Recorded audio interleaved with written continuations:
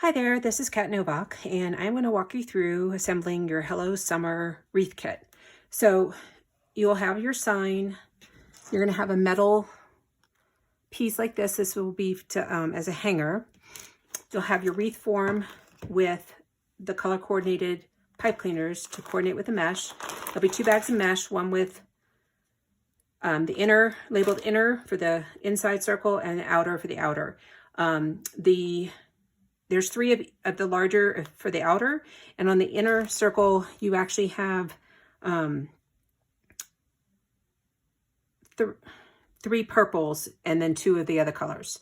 Sorry, I had to think about that for a second. And then you'll have your ribbon, which I do not have in my frame right now. So what I'm going to show you right now is putting your mesh onto your wreath. So like I said, we've got the outer and inner. So I'm going to pull my outer mesh and set that off to the side. Mesh will catch onto everything, so be aware of that. So you do want to have a little bit of space. The other things you might need in assembling your wreath is some scissors just to cut the fishing line off the tails of the sign. And if you have these 2 tools, they are useful, but not mandatory. It's needle nose pliers and some wire cutters. But that's more for finishing off the wreath. I will show you both ways to do with and without. So now we're going to start by just adding our mesh. So you're going to want to separate out, like I said, there's 3 of each color for the outer. So I'm starting with the purple. Get that out of the way. So I'm going to roll in one edge, and then I'm just going to scrunch all the way to the other side. And have that side rolled in too. I'm going to pinch in the middle, and then I'm going to come over to my wireframe. I'm going to find my first outer purple. I'm going to drop this in the middle. Take my 2 pipe cleaners. We're gonna pull together and just twist once.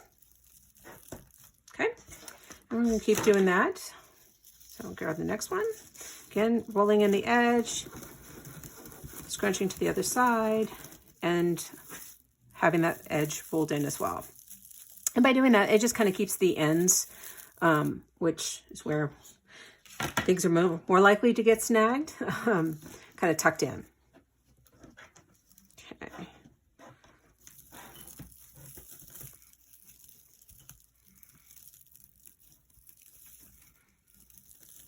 There we go.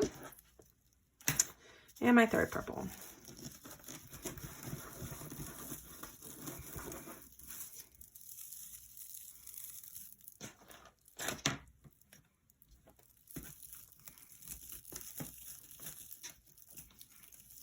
Okay, so now I'm going to move on to one of the other colors, and I'm going to keep working my way around the outer mesh, and then I'll go to the inner. I'm going to fast forward the video just to simplify things, and I will come back and walk you through the ribbon.